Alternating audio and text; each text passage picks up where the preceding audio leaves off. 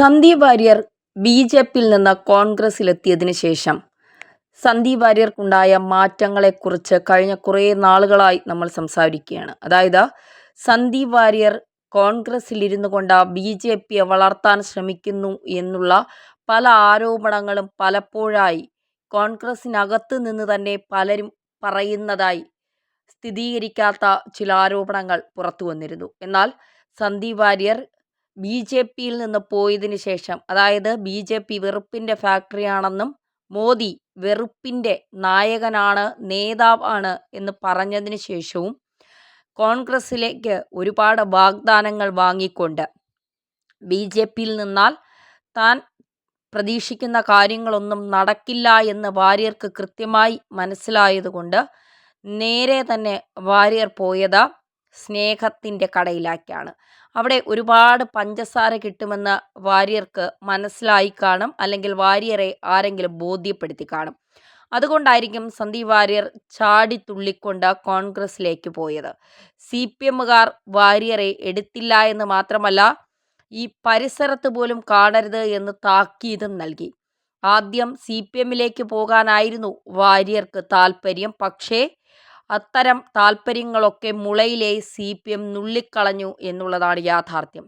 എന്താണ് സന്ദീപ് വാര്യർക്ക് പുതിയതായി സന്ദീപ് വാര്യരുടെ കാര്യത്തിലുള്ളത് എന്ന് ചോദിച്ചാൽ, സന്ദീപ് വാര്യർക്ക് കോൺഗ്രസിൽ നിന്ന് തന്നെ പണി കിട്ടാൻ തുടങ്ങിയിരിക്കുന്നു എന്നുള്ളതാണ്. കഴിഞ്ഞ ദിവസം ഹെഡ്ഗേവാറിൻ്റെ വിഷയവുമായി ബന്ധപ്പെട്ട് നടന്ന ചില സമരങ്ങളിൽ സന്ദീപ് വാര്യർക്ക് പോലീസിൻ്റെ കയ്യിൽ നിന്ന് നല്ല ഒന്നാം തരം പെട കിട്ടിയെന്നാണ് കേൾക്കുന്നത്. ഇതിൽ ചില കോൺഗ്രസ്സുകാർ അതിയായി സന്തോഷിക്കുന്നു എന്നും കേൾക്കുന്നുണ്ട്. നമുക്കറിയാം, സന്ദീപ് വാര്യർ കോൺഗ്രസിൽ പോയതിനു ശേഷം കോൺഗ്രസിനേക്കാൾ സന്ദീപ് വാര്യർ സ്നേഹിക്കുന്നത് ലീഗിനെയാണ്. ലീഗിനോടൊപ്പം നിന്ന് പ്രവർത്തിക്കണം എന്നാണ് സന്ദീപ് വാര്യർക്ക് ആഗ്രഹം. കാരണം ബി.ജെ.പി വയ്ക്കുന്ന മുദ്രാവാക്യം എന്ന് പറയുന്നത് കോൺഗ്രസ് മുക്ത ഭാരതം എന്നുള്ളതാണ്.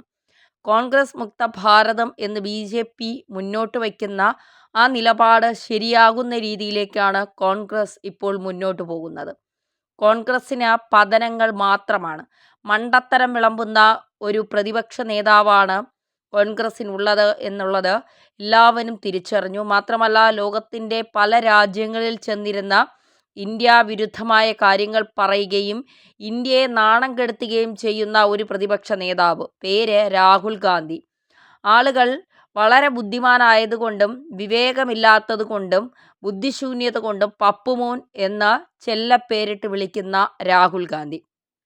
അതുപോലെ തന്നെയാണ് പ്രിയങ്ക ഗാന്ധിയും. വഖഫ് നിയമ ഭേദഗതി പാർലമെൻറ്റിൽ അവതരിപ്പിച്ചപ്പോൾ പ്രിയങ്ക മുങ്ങി അമേരിക്കയിലേക്ക് പോയി. തിരിച്ചു വന്നത് ഭർത്താവ് റോബർട്ട് വാദ്രയെ ED പൊക്കിയപ്പോൾ ഒരു സഹായത്തിന് ഭദ്രയ്ക്ക് ഒറ്റയ്ക്ക് ED ഓഫീസിൽ പോകാൻ ഭയമായതുകൊണ്ട് കൂടെ പ്രിയങ്ക ഗാന്ധിയും എത്തി എന്നുള്ളതാണ്. ഭദ്രയെ ഒന്ന് സമാധാനിപ്പിക്കാൻ, ഞാൻ കൂടെയുണ്ട് ചേട്ടാ, ഒന്നുകൊണ്ട് ഭയപ്പെടണ്ട, എന്തെങ്കിലും വന്നാൽ ഞാൻ ഇവിടെ നിന്ന് മുങ്ങി അമേരിക്കയിൽ ഉണ്ടാകും. ഒരു സൈഡിൽ സോണിയാഗാന്ധിയും രാഹുൽ ഗാന്ധിയും EDക്ക് മുന്നിൽ ചോദ്യം ചെയ്യലുമായി നാഷണൽ ഹെറാൾഡുമായി ബന്ധപ്പെട്ട കേസിൽ എപ്പോൾ അകത്താകും EDയുടെ ചോദ്യം ചെയ്യൽ, അതൊക്കെ പുരോഗമിക്കുകയാണ്. ഇതിനിടയ്ക്കാണ് സന്ദീപ് വാര്യരുടെ ചില വിഷയങ്ങളുമായി പ്രശാന്ത് ശിവൻ രംഗത്ത് വരുന്നു. സന്ദീപ് വാര്യർ, നീയൊക്കെ കൊടി പിടിക്കുന്നതിന് മുൻപേ നിക്കറിട്ട് നടന്നവനാണ് ഞാൻ എന്ന് പറഞ്ഞുകൊണ്ട് വീരവാദം മുഴക്കിയപ്പോൾ തൃശ്ശൂരിൽ ഓടിച്ചിട്ട് തല്ലാൻ വന്നത് എന്തിനാണ് എന്ന് ഞങ്ങളെക്കൊണ്ട് കൂടുതൽ പറയിപ്പിക്കരുത്, പറഞ്ഞാൽ അത് നാണം കെടേണ്ടി വരും എന്ന് കൃത്യമായി പറഞ്ഞു. അതിന് വാര്യർക്ക് മറുപടിയില്ല. എല്ലാത്തിനും ഫേസ്ബുക്കിൽ പോസ്റ്റ് ഇടുന്ന വാര്യർക്ക് പ്രശാന്ത് ശിവൻ പറഞ്ഞതിന് ഒരു മറുപടി പോലും ഇല്ല എന്നുള്ളതാണ് യാഥാർത്ഥ്യം.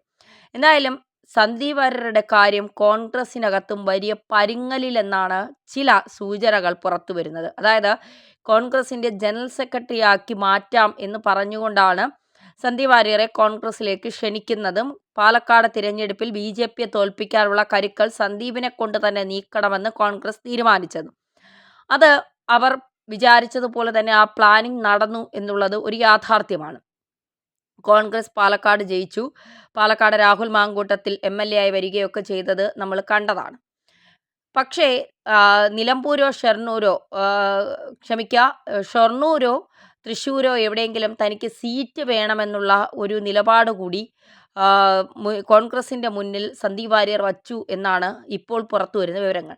ആ നിലപാട് അനുസരിച്ചാണെങ്കിൽ ഇതിനു മുൻപ് പാർട്ടിക്ക് വേണ്ടി പ്രവർത്തിച്ച നിരവധി പ്രവർത്തകരുണ്ട്. അതായത് ഒരു സ്ഥാനമാനങ്ങളും ആഗ്രഹിക്കാതെ കോൺഗ്രസ് പാർട്ടി വളരണമെന്നും ഗ്രൂപ്പിസം കളിക്കാതെ മന്ത്രിക്കുപ്പായങ്ങൾക്കോ അല്ലെങ്കിൽ നേതാക്കന്മാരുടെ കുപ്പായങ്ങൾക്കോ കിടന്ന കടിപിടി കൂടാതെ നിൽക്കുന്ന കുറേ അണികളുണ്ട്. അവരെ തഴഞ്ഞുകൊണ്ട് സന്ദീപ് വാര്യർക്കൊരു സീറ്റ് നൽകിയാൽ കോൺഗ്രസിനുള്ളിൽ വലിയ പൊട്ടിത്തെറി ഉണ്ടാകും എന്നുള്ള ചില വിവരങ്ങളാണ് പുറത്തു വരുന്നത്. ആ പൊട്ടിത്തെറി ഭയന്നാണ് സന്ദീപ് വാര്യരെ കോൺഗ്രസിൻ്റെ ജനറൽ സെക്രട്ടറി പോലും ആക്കാതെ വക്താവാക്കിക്കൊണ്ട് ഒരു നിലപാട് കോൺഗ്രസ് നേതൃത്വത്തിന് എടുക്കേണ്ടി വന്നത് എന്നുള്ളതാണ്. അപ്പോൾ സന്ദീപ് വാര്യർ കോൺഗ്രസിനകത്ത് ഇരുന്ന് പുകയുന്ന ഒരു കഥാപാത്രമായി മാറുകയാണ്. പുകഞ്ഞിരിക്കുകയാണ്. താൻ വിചാരിച്ച കാര്യങ്ങളൊന്നും കോൺഗ്രസിനുള്ളിൽ നടക്കുന്നില്ല. ഇവിടെ രാജീവ് ചന്ദ്രശേഖർ BJP അധ്യക്ഷനായി വന്നതിന് ശേഷം ഒരുപാട് മാറ്റങ്ങൾ കേരളത്തിലെ കോൺഗ്രസിൽ വരുന്നു. ഒരുപാട് യുവാക്കളെ BJPയിൽ ഒരുപാട് മാറ്റങ്ങൾ വരുന്നു. മാത്രമല്ല BJPയിലേക്ക് ഒരുപാട് യുവാക്കൾ BJPയുടെ മുൻനിര നേതാക്കന്മാരായ അല്ലെങ്കിൽ മുൻനിരയിൽ മീഡിയ സെല്ലിലടക്കം മുൻനിര യുവ നേതാക്കൾ വരുന്നു, യുവാക്കളെ കൊണ്ടുവരുന്നു. ഒരുപാട് മാറ്റങ്ങൾ രാജീവ് ചന്ദ്രശേഖറിലൂടെ കേരളത്തിൽ പ്രതീക്ഷിക്കാം.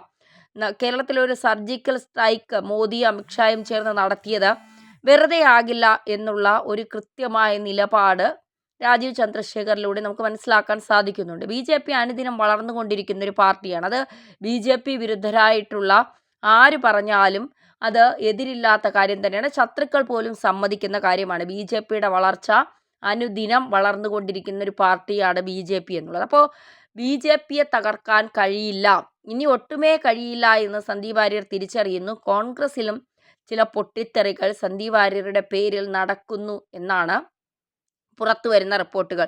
സന്ദീപ് വാര്യർ എന്തിനാണ് ഇങ്ങനെ പൊക്കി പിടിച്ചുകൊണ്ട് നടക്കുന്നത്? കോൺഗ്രസിലിരുന്നു കൊണ്ട് BJPയെ വളർത്താൻ ശ്രമിക്കുന്ന സന്ദീപ് വാര്യരെ എന്തിനാണ് ഇത്രത്തോളം പദവി അല്ലെങ്കിൽ ഇത്രത്തോളം സ്ഥാനമാനങ്ങൾ, ഇത്രത്തോളം സ്വാധീനം സന്ദീപ് വാര്യർക്ക് നൽകുന്നത് എന്തിനാണ് എന്നുള്ള ചോദ്യം അണികൾക്കിടയിൽ രൂപാന്തരപ്പെട്ട് കഴിഞ്ഞു. ഇത് വലിയൊരു പൊട്ടിത്തെറിക്ക് സാധ്യതയുണ്ട് എന്ന് ഹൈക്കമാൻഡ് എന്ന് പറയുന്ന, ഹൈക്കമാൻഡൊന്നും ഇപ്പോൾ സമയമില്ല, അവരൊക്കെ EDയുടെ പിടിയിലാണ്. അപ്പോൾ എന്നാലും ചില ആളുകൾ, KC ഉൾപ്പെടെയുള്ള ചില ആളുകൾക്ക് മനസ്സിലായി. അതുകൊണ്ടാണ് പറയുന്നത് കോൺഗ്രസ്സിലിരുന്നു കൊണ്ട് BJPയെ വളർത്താൻ ആരും ശ്രമിക്കരുത്, അങ്ങനെ ശ്രമിച്ചാൽ പണി പാലും വെള്ളത്തിൽ കിട്ടുമെന്നുള്ളത്. ഈ കോൺഗ്രസ്സുമായി ബന്ധപ്പെട്ട് സന്ദീപ് വാര്യർ കോൺഗ്രസ് വിടാൻ ഒരുങ്ങുന്നു എന്നൊക്കെയുള്ള ചില വാർത്തകൾ പുറത്തു വരുന്നുണ്ട്. സന്ദീപ് വാര്യർക്ക് കോൺഗ്രസ് വിട്ടാൽ ഇനി മറ്റുള്ളവരുടെ രക്ഷയില്ല, ഒരു പാർട്ടിയിലും സന്ദീപിനെ എടുക്കില്ല എന്നുള്ളത് നമുക്കെല്ലാവർക്കും അറിയാവുന്ന കാര്യമാണ്. എന്തായാലും സന്ദീപ് വാര്യർക്ക് പണി പാലും വെള്ളത്തിൽ കോൺഗ്രസ്സുകാർ തന്നെ കൊടുത്തു തുടങ്ങിയിരിക്കുന്നു എന്നുള്ള വിവരങ്ങളാണ് പുറത്തു വരുന്നത്. എന്നാണ് ഇനി പഞ്ചസാര വിട്ട് സന്ദീപ് വാര്യർ പുറത്തേക്ക് വരുന്നതെന്ന് കണ്ടു തന്നെ അറിയണം.